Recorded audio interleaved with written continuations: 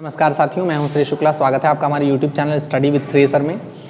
दोस्तों, जैसा कि आपने देखा है, लेखपाल और उत्तर प्रदेश पुलिस की भर्ती एकदम बिल्कुल ज़ोरों से आ चुकी है और कुछ ही दिनों में आपको उत्तर प्रदेश पुलिस का भी नोटिफिकेशन देखने को मिल जाएगा, अप्रॉक्सीमेटली 30 जनवरी के आसपास।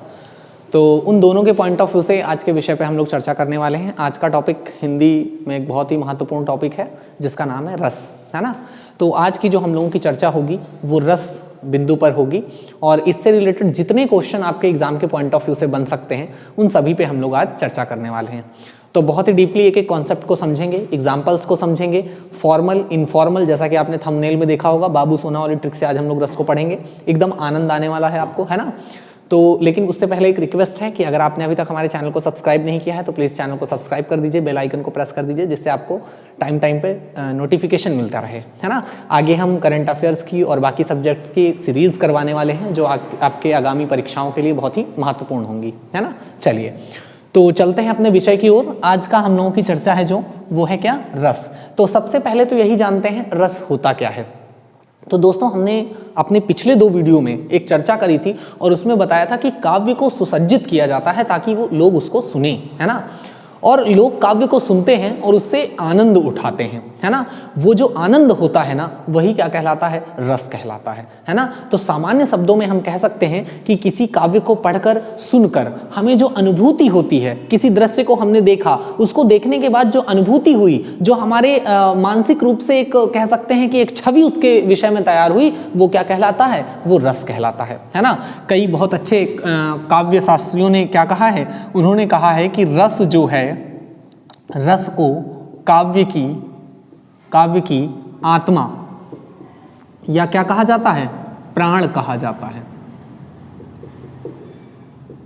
ठीक है, रस जो है वो क्या है, काव्य की आत्मा है या काव्य का क्या है, प्राण है ना। बिना उसके काव्य अपने आप में क्या है, निर्जीव है। यदि किसी काव्य को पढ़कर सुनकर किसी दृष्टांत को देखकर हमें उससे रस की अनुभूति नहीं हुई, इसका मतलब वह काव्य अपने आप में क्या है, जीवंत नहीं है, वो निर्जीव है। तो रस को क्या कहा गया है भाई, रस को कहा गया है काव्य की आत्मा या प्राण। तो रस क्या होता है भाई, तो किसी वाक्य को, किसी काव्य पंक्ति को पढ़कर सुनकर या किसी दृष्टांत को देखकर जो अनुभूति होती है उसे ही हम लोग क्या कहते हैं, रस कहते हैं। अब देखिए रस को हम लोग कितने संदर्भ में कैसे कैसे पढ़ने वाले हैं। तो यदि हम बात करें तो सबसे पहले तो हम देखेंगे कि रस के अंग क्या होते हैं।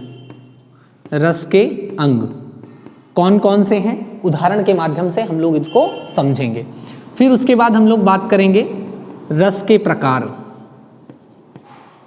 रस के प्रकार और मत।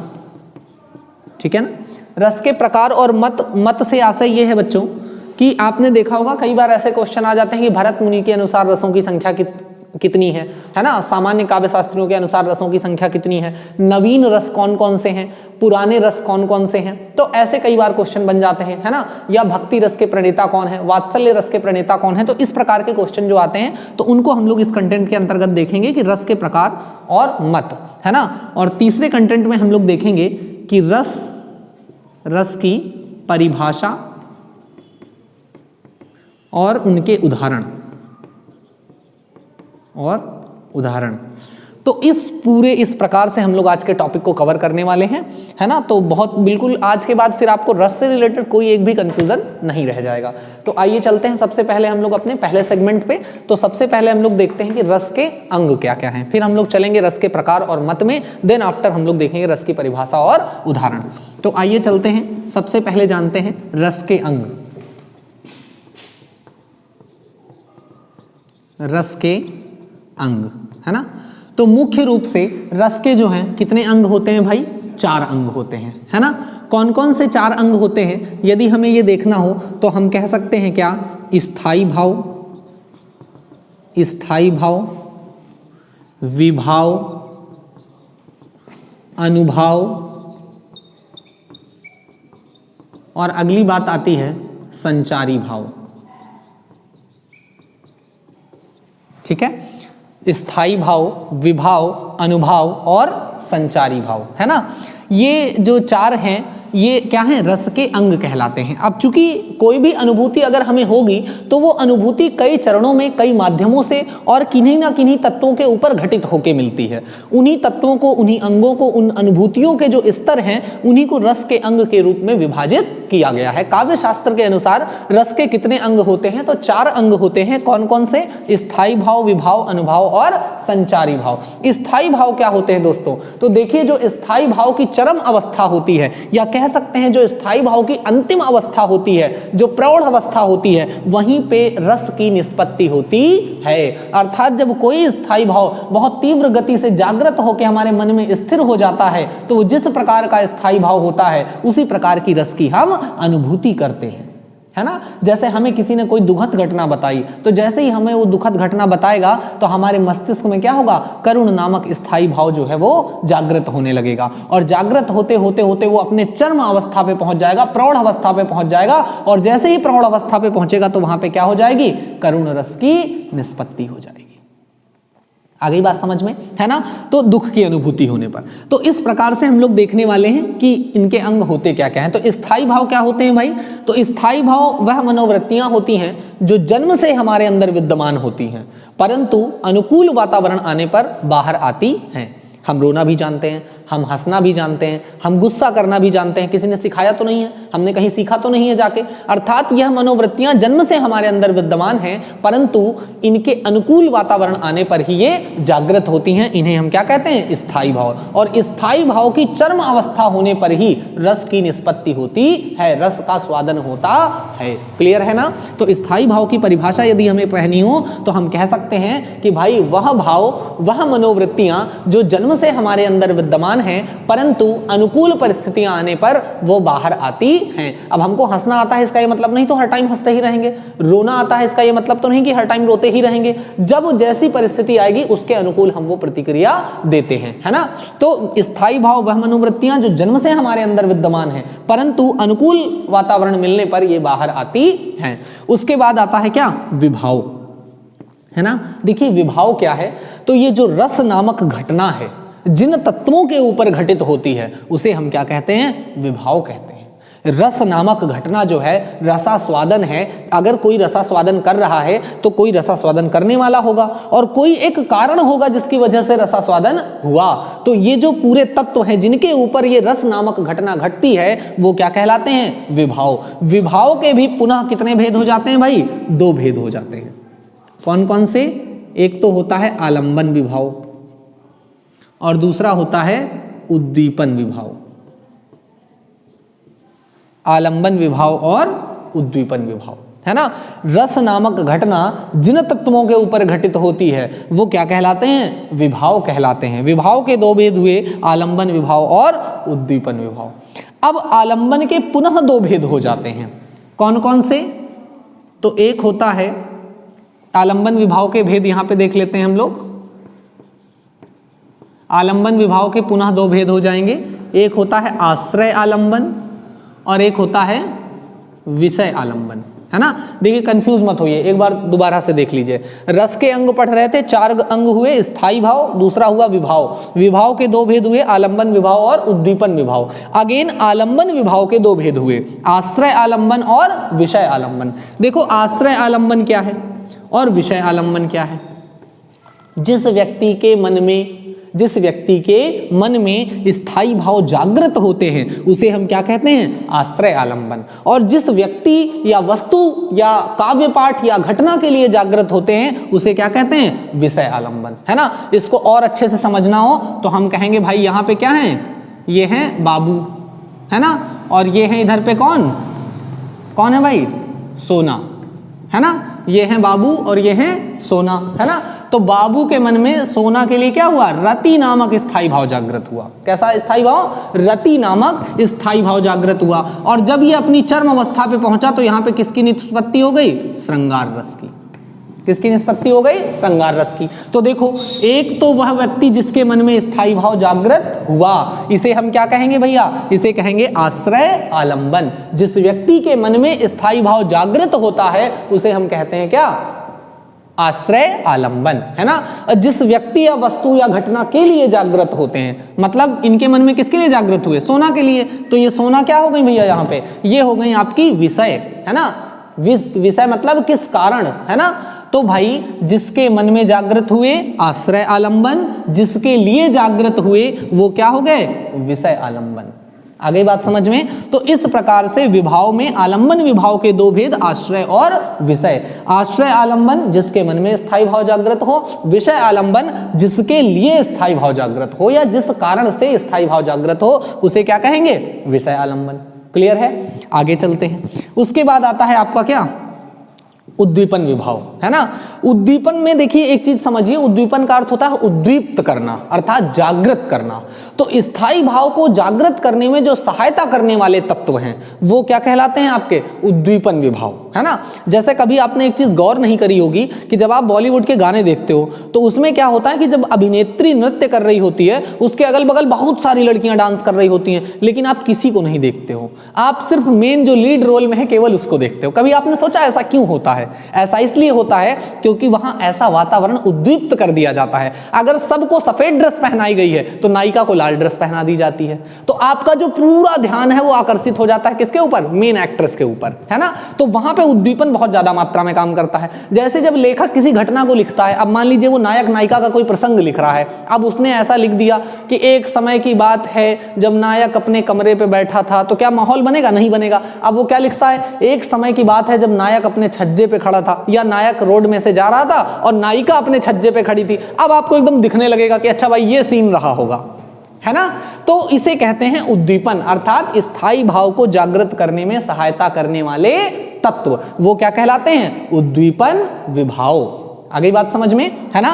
तो अब जैसे मान लो कोई कहीं का सीन दिखाया जा रहा है आपको मूवी में और वो सीन डरावना है ना। तो उस डरावने सीन में क्या होता है कि सीन तो डरावना दिखा रहे हैं, साथ में कुछ आवाजें आती रहती हैं, ऐसी कोई आवाज आई, है ना। तो उससे क्या होता है कि माहौल बन जाता है। तो जो इस तरह की चीजें होती हैं वो सब किस में आती हैं, उद्दीपन विभाव में, है ना। यानी स्थायी भाव को जागृत करने में जो सहायता करने वाले तत्व होते हैं वो क्या कहलाते हैं, उद्दीपन विभाव, है ना। चेतन भगत ने एक नावल लिखी हाफ गर्लफ्रेंड, और उसमें क्या लिखा, once upon a time when I was in the garden I saw a pretty girl. एक समय की बात है जब मैं बगीचे पे था, मैंने एक सुंदर लड़की को देखा, है ना। अब देखो बगीचा यहाँ पे क्या काम कर रहा है ना। बगीचा यहाँ पे काम कर रहा है किसका, उद्दीपन का, है ना। उससे थोड़ा माहौल बन रहा है। तो स्थायी भाव को जागृत करने में सहायता करने वाले तत्व क्या कहलाते हैं, उद्दीपन विभाव। क्लियर। उसके बाद आता है अनुभाव, है ना। अनुभाव देखिए क्या है, तो वास्तविक रूप में अनुभाव क्या है, एक प्रकार की प्रतिक्रिया है। एक प्रकार की क्या है, प्रतिक्रिया है ना। अनुभाव क्या है, प्रतिक्रिया है, अर्थात स्थायी भाव की अनुभूति होने पर दी जाने वाली प्रतिक्रिया क्या कहलाती है, अनुभाव कहलाती है। जब आपको स्थायी भाव की अनुभूति होगी तो आप कोई ना कोई प्रतिक्रिया अवश्य दोगे। मान लीजिए आपको हास नामक स्थायी भाव की अनुभूति हुई तो आप हंसेंगे, आपको करुण नामक स्थायी भाव की अनुभूति हुई तो आप रोएंगे। इसी प्रकार यदि आपको क्रोध नामक स्थायी भाव की अनुभूति हो जाए तो आप क्या करेंगे, गुस्सा करेंगे, आग बबूला हो जाएंगे। क्लियर है ना। तो अनुभाव क्या होता है, एक प्रकार की प्रतिक्रिया है जो स्थायी भाव की अनुभूति होने पर दी जाती है। अब देखो ये प्रतिक्रियाएं दो प्रकार की होती हैं। कौन सी दो प्रकार की, तो एक होते हैं सात्विक अनुभव, सात्विक अनुभव, और दूसरा होता है कायिक अनुभव। सात्विक अनुभव और कायिक अनुभव। सात्विक अनुभव क्या होते हैं, तो स्थायी भाव की अनुभूति होने पर स्वतः घटित होने वाली प्रतिक्रियाएं। कुछ ऐसी प्रतिक्रियाएं हैं कि जैसे ही आपको स्थायी भाव की अनुभूति होगी वो स्वतः घटित हो जाएगी। जैसे आपको कोई कॉमेडी जोक सुना दे तो आप तुरंत हंस देंगे, उसके लिए आपको जबरदस्ती कुछ करने की आवश्यकता नहीं होगी, अपने आप आपको हंसी आ जाएगी। यानी कि जो प्राकृतिक रूप से घटनाएं घटती हैं, स्थायी भाव की अनुभूति होने पर प्राकृतिक रूप से घटने वाली घटनाएं या प्राकृतिक रूप से नेचुरली जो प्रतिक्रिया होती हैं वो क्या कहलाती हैं, सात्विक अनुभव, है ना। लेकिन यहीं पर कायिक अनुभव ऐसे होते हैं जो हम जानबूझकर करते हैं, है ना। जैसे इन्होंने इनको देखकर क्या कर दी, सीटी मार दी, है ना। अब ये कायिक अनुभव है, क्योंकि ऐसा नहीं कि आपने किसी को देखा और आपके मुंह से सीटी बज गई, नहीं, ये स्वतः नहीं घटित हो सकती, ये जब आप घटित करोगे तभी होगी, है ना। आई बात समझ में। ऐसा नहीं कि आपको क्रोध आया और आपके हाथ चलने शुरू हो गए, नहीं, जब आप जानबूझ के किसी को मारेंगे तभी ये अनुभव होगा, है ना। तो मारना, पीटना, आंख मारना, सीटी बजाना, ये सब किस में आएगा? कायिक अनुभव में, है ना। लेकिन हंसना, आंसू आना, ये सब किस में है? सात्विक अनुभव। जैसे ही आपको करुण रस की अनुभूति होगी, अपने आप आपका क्या होगा? आंसू आना शुरू हो जाएगा। हास नामक स्थायी भाव की अनुभूति होगी, अपने आप हंसी आना शुरू हो जाएगी। तो सात्विक अनुभव वह हैं जो स्थायी भाव की अनुभूति होने पर स्वतः घटित हो जाते हैं, और कायिक अनुभव वह हैं जो स्थायी भाव की अनुभूति होने पर जानबूझकर घटित किए जाते हैं, है ना। ये स्वतः घटित नहीं होते, ये जानबूझकर घटित किए जाते हैं। क्लियर है ना। तो ये हो गए आपके अनुभव। अनुभव क्या होंगे भाई? तो स्थायी भाव की अनुभूति होने पर दी जाने वाली प्रतिक्रियाएं क्या कहलाती हैं? अनुभव कहलाती हैं, है ना। अच्छा भाई, अनुभव के दो भाग हुए, कायिक और सात्विक। सात्विक अनुभव वह अनुभव जो प्राकृतिक रूप से घटित होते हैं, कायिक अनुभव वह है जो हम जानबूझकर घटित करते हैं, जैसे हंसी आना, आंसू आना, ये क्या है? सात्विक अनुभव है। लेकिन यहीं पे कायिक अनुभव क्या है? आंख मारना, सीटी बजाना, किसी को मारना, पीटना, ये सब क्या है? कायिक अनुभव है। आगे बात समझ में। अच्छा भाई, उसके बाद आते हैं संचारी भाव में। संचारी भाव क्या होते हैं? तो संचारी भाव में देखिए एक टर्म आया है संचारी, अर्थात क्या? संचरण, अर्थात घूमना फिरना, घूमना फिरना, है ना। अर्थात ऐसे विचार जो स्थायी रूप से हमारे मस्तिष्क में नहीं रहते बल्कि आते जाते रहते हैं, इन्हें हम लोग क्या कहते हैं? संचारी भाव। मान लीजिए आपको जिज्ञासा हुई कि वहां पे क्या हो रहा है, आओ चल के देखते हैं। आप गए, आपने देखा, आपकी जिज्ञासा खत्म। आपको कुछ जानने की इच्छा हुई, आपने विचार किया, उस तथ्य को जाना, और जानने के बाद आपकी वो इच्छा खत्म। तो जिज्ञासा हो गया, है ना, या और ऐसी चीजें हो सकती हैं, है ना। तो ये जो होते हैं ना, ये क्या होते हैं? संचारी भाव होते हैं। ये हमारे मस्तिष्क में आते जाते रहते हैं। तो ऐसी मनोवृत्तियां जो कुछ कुछ पलों के लिए हमारे मस्तिष्क में क्या होती हैं? आती जाती रहती हैं, संचरण करती रहती हैं, इनको हम लोग क्या कहते हैं? संचारी भाव। और जब एक प्रकार के संचारी भावों का कलेक्शन हो जाता है, इकट्ठा हो जाते हैं, तो ये किसकी उत्पत्ति कर देते हैं? स्थायी भाव की। और जब स्थायी भाव अपने प्रौढ़ावस्था में पहुंचता है, तब हमको अनुभूति होती है रस की। आ गई बात समझ में। तो यहां तक की चीजें कंप्लीट हुई। अगर आपको स्क्रीनशॉट लेना है तो आप ले सकते हैं। चलिए आगे चलते हैं। तो अब हम लोग देखते हैं रस के अंग के बाद कि रस के प्रकार कितने होंगे और रस के विषय में और क्या क्या मत कहे गए हैं। तो सबसे पहली बात तो कभी आपसे ये पूछा जा सकता है कि रस का सर्वप्रथम विवरण या सर्व प्रमाणिक विवरण है किसका? तो देखिए, एक काव्यशास्त्री हुए कौन? भरत मुनि। भरत मुनि के नाट्यशास्त्र, नाट्यशास्त्र में कितने रसों का उल्लेख है? 8 रसों का वर्णन है ना। रसों के संबंध में जो सर्व प्रामाणिक तथ्य माना जाता है वो यही है कि भाई भरत मुनि का नाट्यशास्त्र एक ग्रंथ है और उसमें कितने रसों का उल्लेख है? 8 रसों का उल्लेख है ना। अच्छा भाई, तो 9वें रस के रूप में किसे स्वीकृत किया गया? तो 9वें रस के रूप में किसे स्वीकृत किया गया? शांत रस माना गया है। शांत रस माना गया है ना। चलिए भाई, तो अब अगली बात देखते हैं भाई। इसके बाद एक और बात कि रसों का राजा, रसों का राजा या रसराज किसे कहा जाता है? रसराज किसे कहते हैं? श्रृंगार रस को कहते हैं, है ना। एक वाक्य कहा जाता है जिसके जीवन में श्रृंगार नहीं, उसके जीवन में श्रृंगार नहीं, या श्रृंगार का कोई महत्व नहीं। यमक अलंकार का उदाहरण है ये, है ना। चलिए भाई, तो दूसरा अगला क्वेश्चन आपसे यहाँ क्या बन सकता है कि रसों का राजा या रसराज किसे कहा जाता है? श्रृंगार रस को कहा जाता है। तीसरी बात, अन्य 2 रस कौन कौन से हैं? तो देखो भाई, भक्ति और वात्सल्य अन्य 2 नवीन रस हैं, है ना। भक्ति और वात्सल्य ये क्या है? अन्य 2 नवीन रस हैं। अब यहां से क्वेश्चन पूछा जा सकता है कि भक्ति रस की प्रणेता कौन है?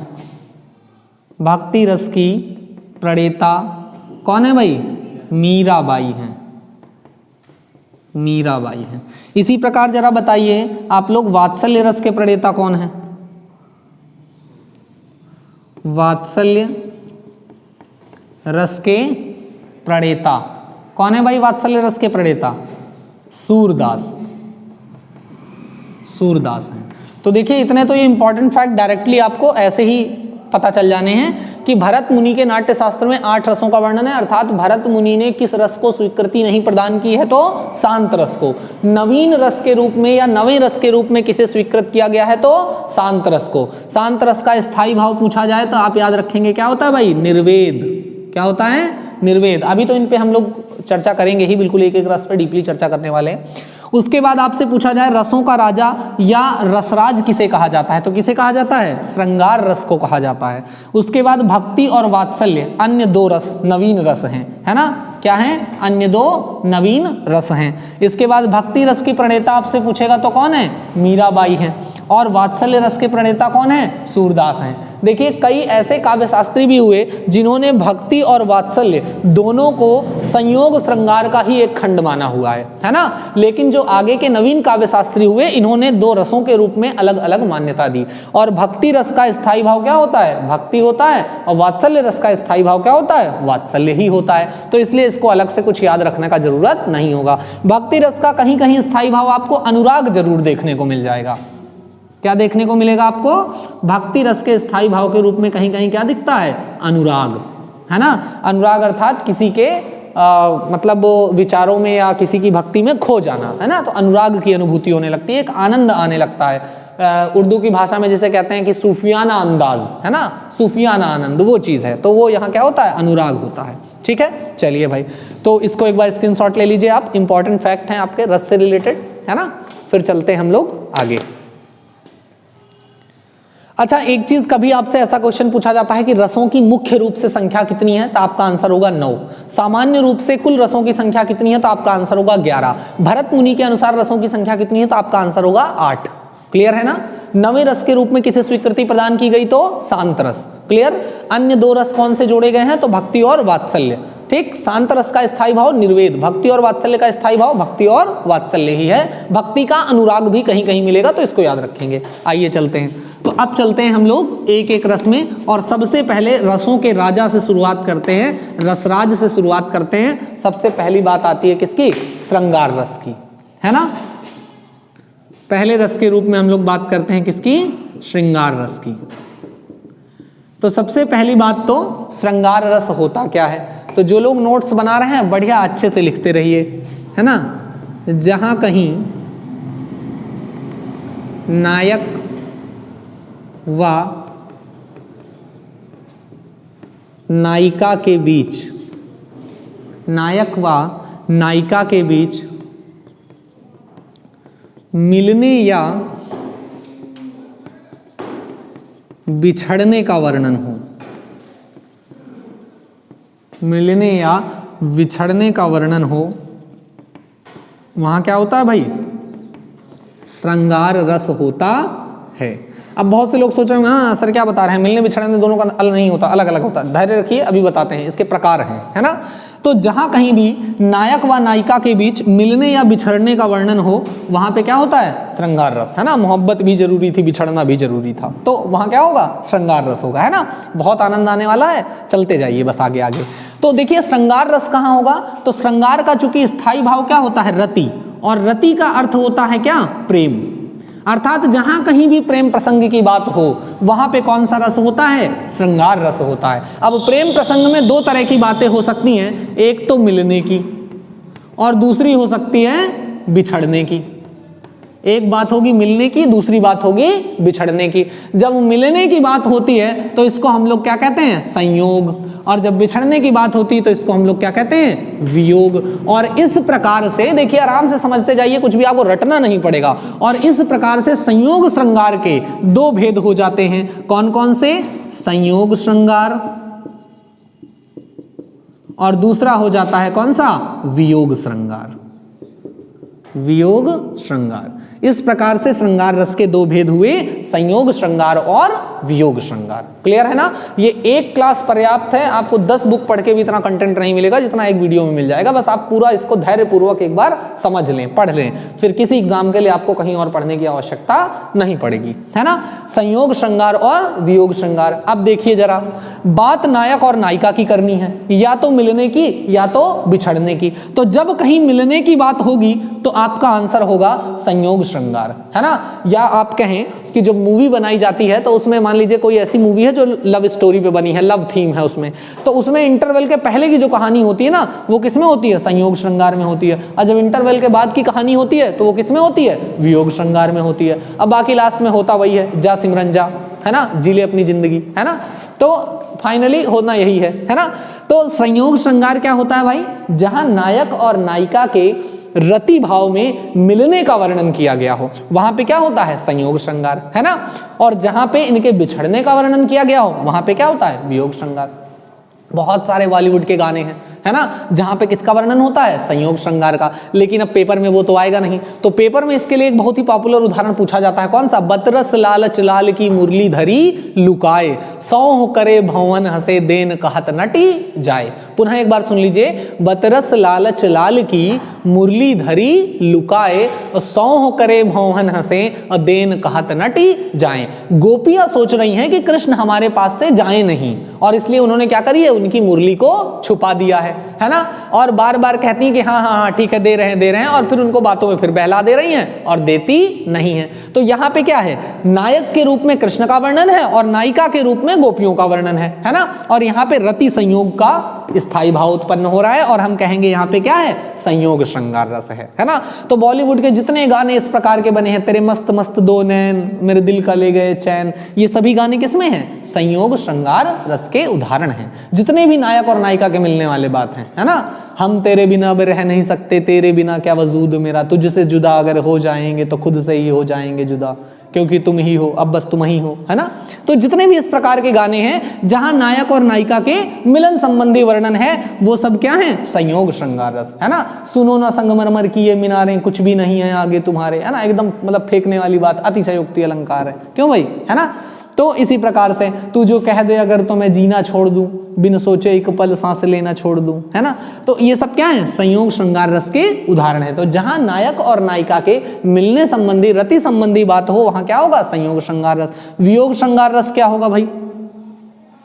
तेरी आंखों के दरिया का उतरना भी जरूरी था, मोहब्बत भी जरूरी थी, बिछड़ना भी जरूरी था, है ना? बताओ याद है तुमको वो जब दिल को चुराया था, चुराई चीज को तुमने खुदा का घर बनाया था, वो जब कहते थे मेरा नाम तुम तस्वीर में पढ़ते हो, है ना? तो जितने भी इस प्रकार के गाने होते हैं आफ्टर ब्रेकअप, है ना, तो वो सारे गाने किस में आते हैं? वियोग श्रृंगार में। अर्थात जहां नायक और नायिका के बिछड़ने संबंधी वर्णन हो। अब हुआ क्या? रामचंद्र जी सीता जी को लेके गए वन में, रावण आया, आउटडोर से किडनैप करके ले गया। अब जब ले गया तो रामचंद्र जी क्या कह रहे हैं? हे खग मृग हे मधुकर श्रेणी, तुम देखी सीता मृग नैनी, है ना? देखो मेहरिया खो गई है लेकिन धैर्य नहीं खोया है, तारीफ में कोई कमी नहीं है। क्या कह रहे हैं? तुम देखी सीता मृग नैनी, क्या तुमने हिरण के समान आंखों वाली सीता को देखा है ना?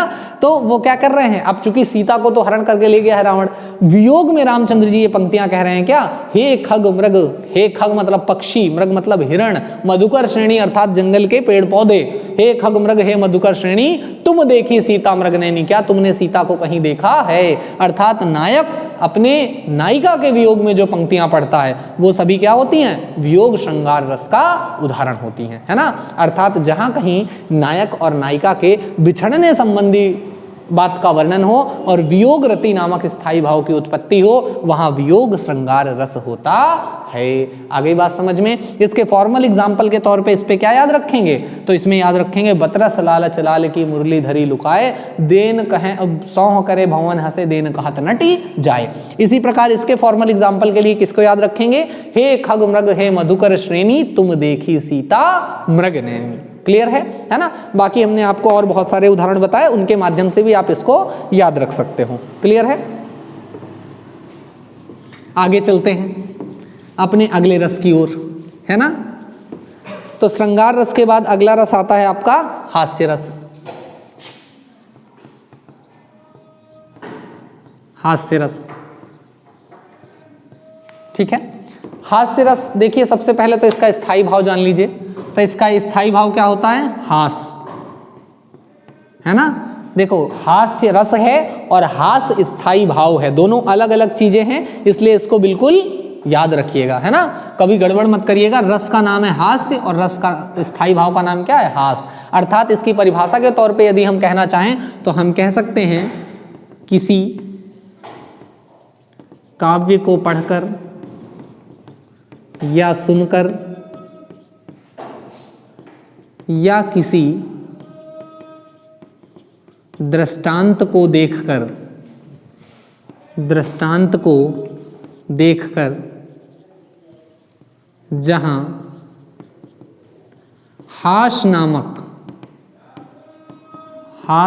जहां हास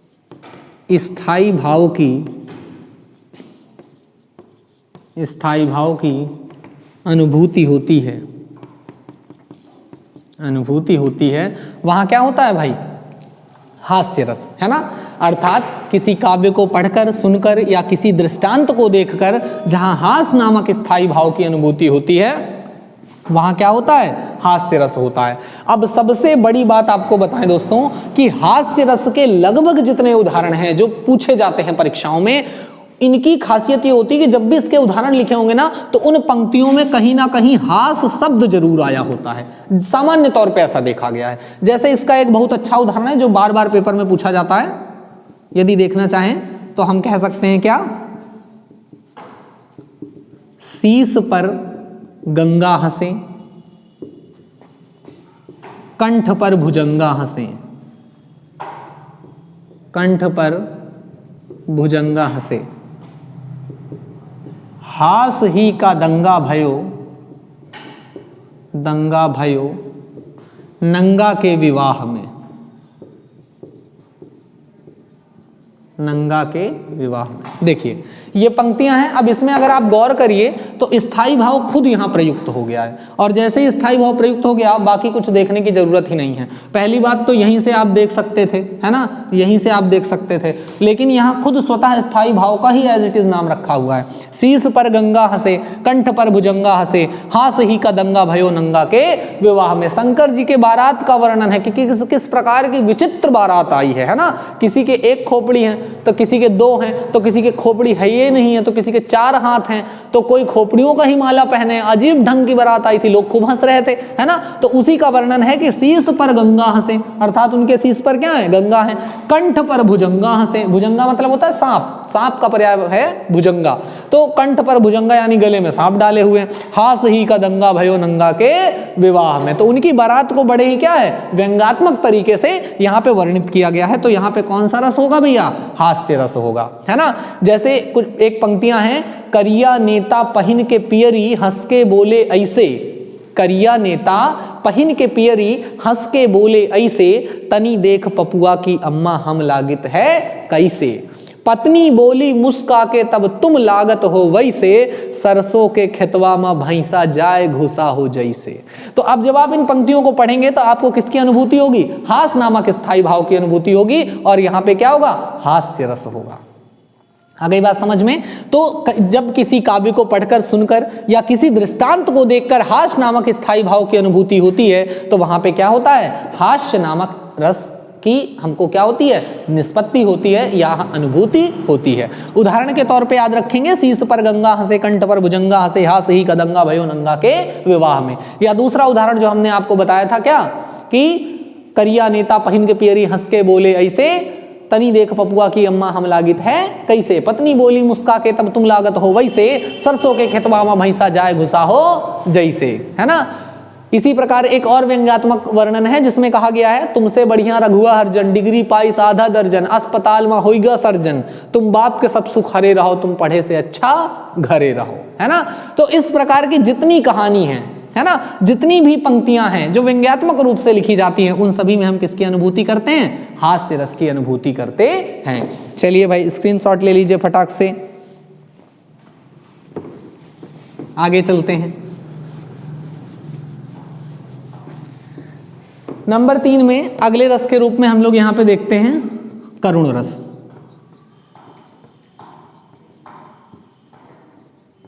करुण रस। तो सबसे पहले करुण रस का स्थायी भाव क्या होता है भाई? शोक, है ना। करुण रस का स्थायी भाव क्या होता है भाई? शोक, है ना भाई। चलिए अच्छा भाई, तो करुण रस पे बात करते हैं, क्या होता है करुण रस। तो डिफिनेशन तो वही सेम रहेगी, क्या? किसी काव्य को पढ़कर, सुनकर या किसी दृष्टांत को देखकर, है ना, हमें जिसके जहाँ क्या हो, शोक नामक स्थायी भाव की अनुभूति हो, है ना, शोक नामक या दुख नामक स्थायी भाव की अनुभूति हो, वहाँ पे क्या होता है? करुण रस होता है। मेन इसका उदाहरण आपने ध्यान रखना होगा। तो इसके उदाहरण पे तौर पे ये दो पंक्तियां बहुत प्रचलित हैं, कौन सी? शोक बिकल अब रोवहि रानी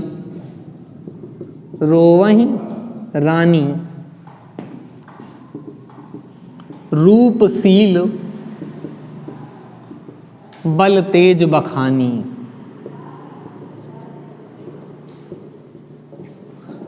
करहि विलाप अनेक प्रकारा,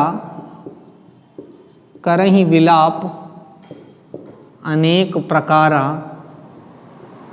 परहि भूमि तल बारहि बारा, परहि भूमि तल बारहि बारा।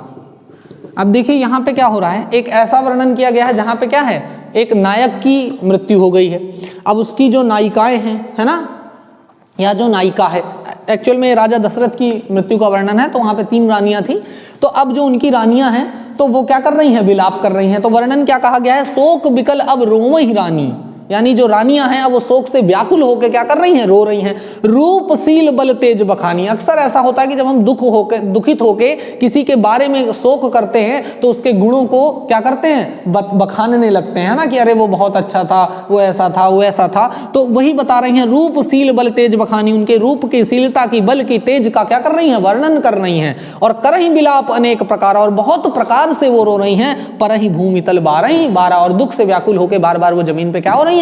गिर जा रही हैं। तो अब इस प्रकार का वर्णन पढ़ने के बाद आपको कैसी अनुभूति होगी? शोक की अनुभूति होगी, है ना। कैसी अनुभूति होगी? शोक की। और इस प्रकार से यहाँ किस रस की उत्पत्ति होगी?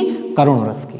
क्लियर है दोस्तों, है ना। तो अब परिभाषा के तौर पे अगर यदि हम इसको लिखना चाहें तो हम कह सकते हैं कि ऐसी काव्य पंक्तियां, ऐसी काव्य वृतांत जिसको पढ़कर, सुनकर या किसी दृष्टांत को देखकर जहां शोक नामक स्थायी भाव की अनुभूति होती है वहां करुण रस होता है ना। बार बार परिभाषा लिखने की कोई आवश्यकता नहीं, सेम रहेगी सभी में, बस स्थायी भाव उसका चेंज होता रहेगा, है ना। चलिए आगे चलते हैं।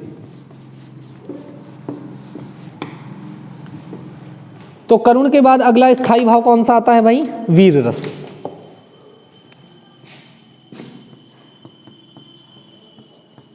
अगला आता है वीर रस। वीर का स्थायी भाव क्या होता है भाई? उत्साह, है ना।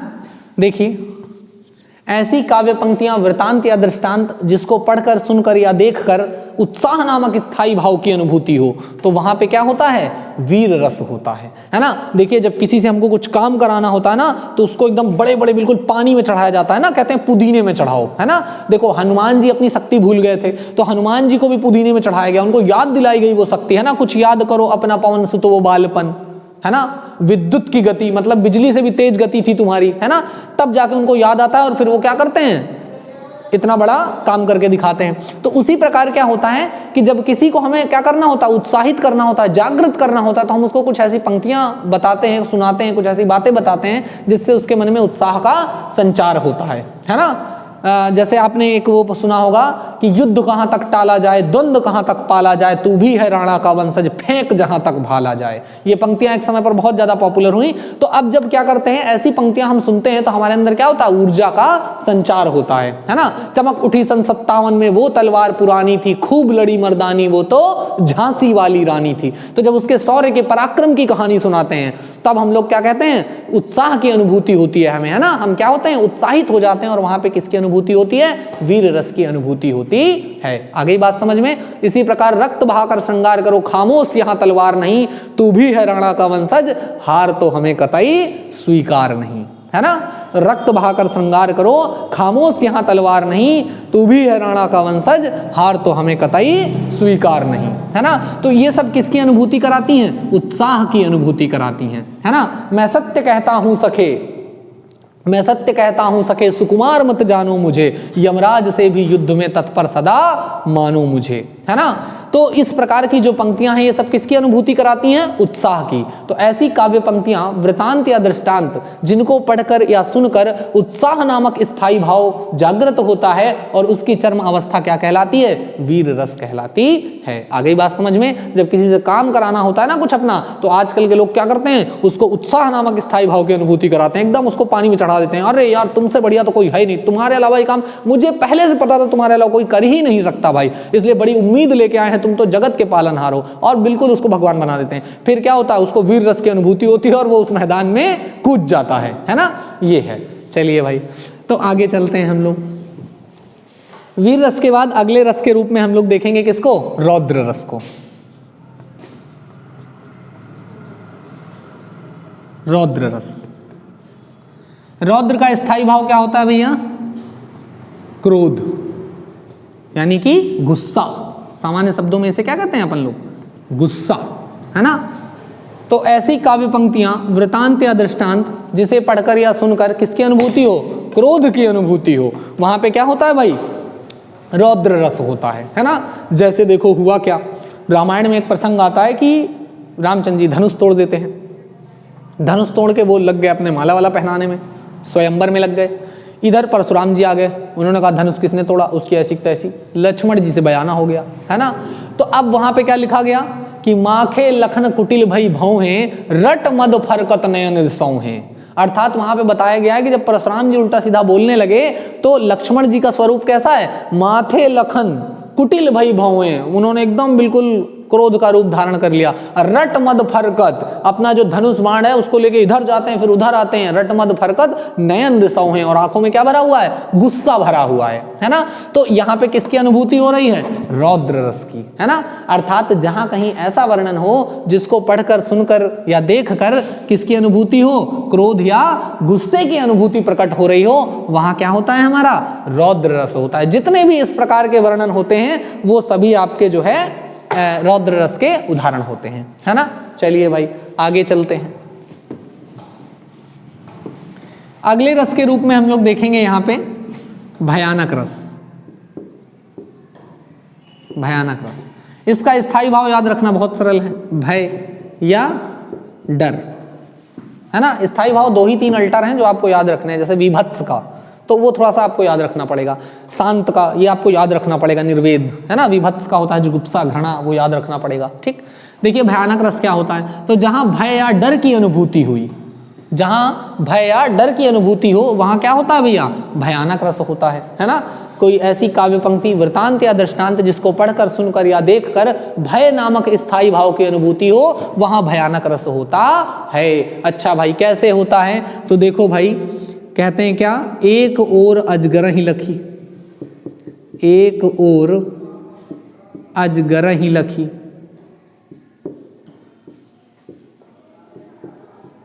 एक ओर मृगराय, एक ओर मृगराय, बिकल बटोही बीचहूं, बिकल बटोही बीचहूं, पर्यो मूर्छा खाए,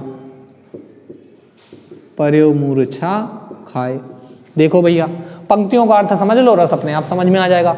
एक ओर अजगर ही लखी, एक ओर तो अजगर आ गया, ठीक। एक ओर मृगराय और दूसरी ओर से क्या होना आ गया? शेर आ गया भैया।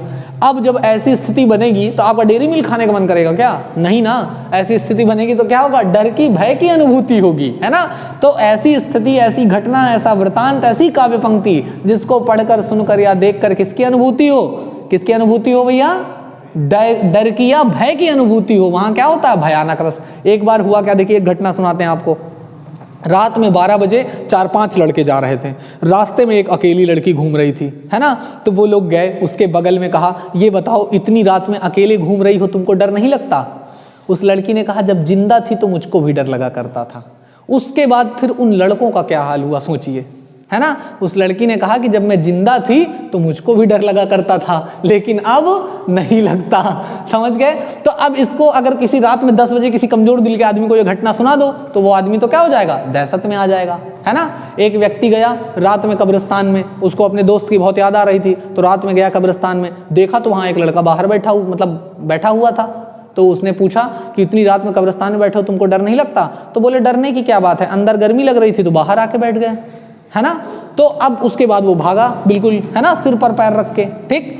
तो इसी प्रकार से यहाँ पे क्या हो रहा है कि जितने भी इस प्रकार के वर्णन हैं, वृतांत हैं, जिनको पढ़कर सुनकर या देखकर किसकी अनुभूति हो, भय नामक स्थायी भाव की अनुभूति हो, वहां क्या होता है, भयानक रस होता है। आ गई बात समझ में। चलिए भाई चलते हैं हम लोग अगले रस पे।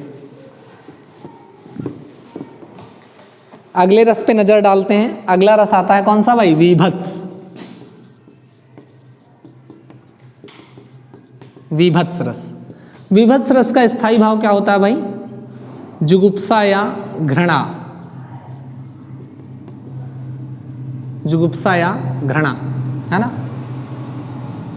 ऐसी काव्य पंक्तियां, वृतांत या दृष्टांत जिसको पढ़कर या सुनकर या देखकर किसकी अनुभूति हो, घृणा की अनुभूति हो आपको, है ना। मान लीजिए आप रोड पे से जा रहे हो और एक कुत्ता जो 4 दिन पहले एक्सीडेंट हो गया था उसका, अब वो 4 दिन पहले का वैसे ही ट्रक से कुचला हुआ पड़ा है।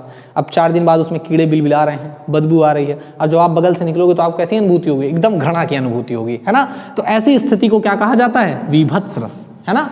अच्छा भाई, तो इसके लिए क्या होता है कि अब चूंकि पेपर में ये घटना तो आएगी नहीं, तो पेपर में एक उदाहरण बहुत पॉपुलर पूछा जाता है ना। कौन सा, सिर पर बैठ्यो काग,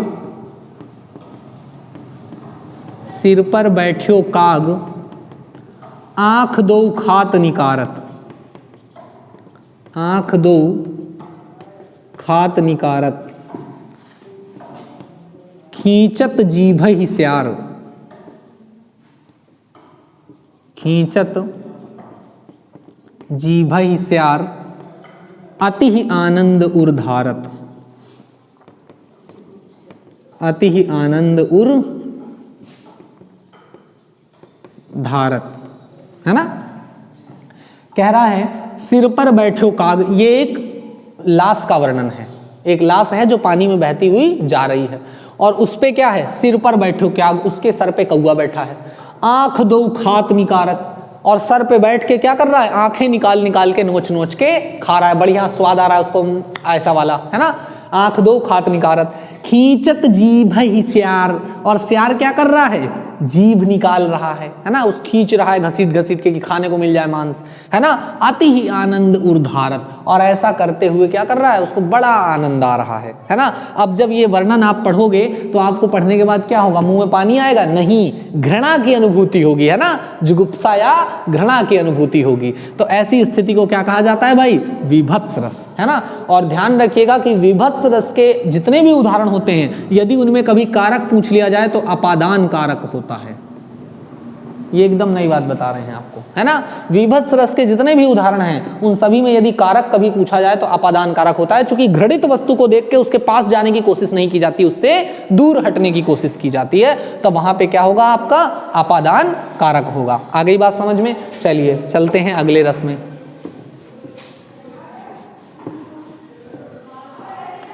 अगले रस की बात करें तो यहां पे आता है कौन सा, अद्भुत रस। अद्भुत रस, अद्भुत रस, है ना। अद्भुत रस का स्थायी भाव क्या होता है, विस्मय या आश्चर्य, है ना। तेरे फोटो को सीने से यार चिपका लूं सैया फेविकोल से। अब इसको सुनने के बाद आपको कैसी अनुभूति होगी, ये आश्चर्य वाली बात है ना, क्योंकि ये कर पाना तो संभव है नहीं, है ना। फेविकोल से कोई फोटो तो चिपका नहीं लेगा, लेकिन ये क्या है, अत्यधिक भावावेश में आके कह दी गई। तो कोई ऐसी घटना, कोई ऐसा वृतांत जिसके घटित होने या ना होने में आपको क्या हो, आश्चर्य हो, संदेह की अनुभूति हो, वहां क्या होता है भैया, अद्भुत रस होता है। देखो भाई कैसे, तो देख लो भाई, क्या कहेंगे, एक अचंभा देख रे भाई, एक अचंभा देख रे भाई, क्या हो रहा है, ठाढ़ा सिंह, ठाढ़ा सिंह चरावे गाई, देखो भाई, ऐसा कभी हो सकता है क्या? एक अचंभा देख रे भाई, ठाढ़ा सिंह चरावे गाय। शेर खड़ा है, गाय को चरा रहा है, अरे वो खुद चर जाएगा, ये बात मानने योग्य नहीं है। तो जिस घटना के होने या न होने पर संदेह हो, वहां क्या होता है भैया? कौन सा रस होता है? अद्भुत रस। चांद तारों में नजर आए चेहरा तेरा, ये संभव नहीं है ना? ये अद्भुत रस का उदाहरण है। क्यों भाई? मुन्नी बदनाम हुई डार्लिंग तेरे लिए, मैं झंडू बाम हुई। अब सोचिए, आदमी झंडू बाम कैसे हो सकता है? हो ही नहीं सकता। तो ये क्या है? घटना के होने या ना होने पे क्या है? संदेह है ना? चलिए भाई, अच्छा एक उदाहरण इसका और। एक अचंभा हमने देखा, कुआं में लग गई आग, पानी पानी जल गया, मछली खेले फाग। अब ये मत बोल देना बोलो तारा रा रा, है ना? ठीक। तो एक अचंभा हमने देखा, कुआं में लग गई आग, अब पानी पानी जल गया, मछली खेले फाग। क्या ये संभव है? ये संभव नहीं है। तो ऐसी घटना जिसके होने या ना होने पे क्या हो? संदेह प्रकट हो, विस्मय आश्चर्य की अनुभूति हो, वहां क्या होता है भैया? अद्भुत रस होता है। चलिए आगे चलते हैं हम लोग, अगले रस की बात करते हैं। तो अगला रस आता है 9वें रस के रूप में, कौन सा? शांत रस। शांत रस का स्थायी भाव क्या होता है भाई? निर्वेद। शांत रस का स्थायी भाव क्या होता है? निर्वेद। अच्छा भाई, ऐसी काव्य पंक्तियां, वृतांत या दृष्टांत जिसको सुनकर निर्वेद नामक स्थायी भाव। अब ये निर्वेद क्या है भाई? तो जितनी ही ऐसी बातें होती हैं जो क्या होती हैं? अकाट्य सत्य हों। कैसी हो?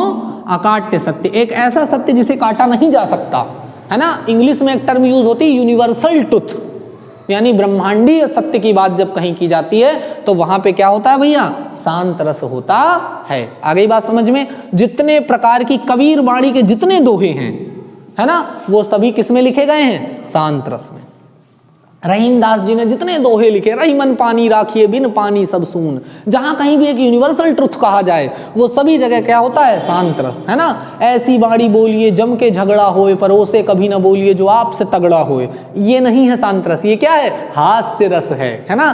शांत रस क्या होगा? ऐसी वाणी बोलिए मन का आपा खोए, और इनको शीतल करे आपहु शीतल होए। अब इसमें क्या है? एक आत्मज्ञान की बात कही गई है और यहाँ पे क्या होगा? शांत रस होगा, है ना?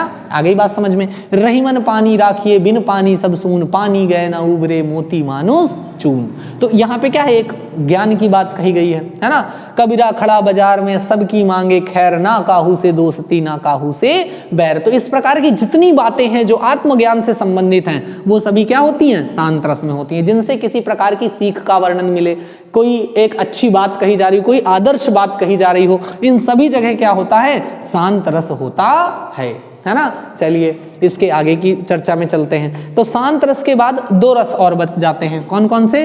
भक्ति और वात्सल्य। तो मीराबाई के जितने दोहे हैं वो सभी किसमें लिखे गए हैं? भक्ति रस में, है ना? मेरे तो गिरधर गोपाल दूसरा ना कोई, जाके सिर मोर मुकुट सोई पति होई, मेरे तो गिरधर गोपाल दूसरा ना कोई, है ना?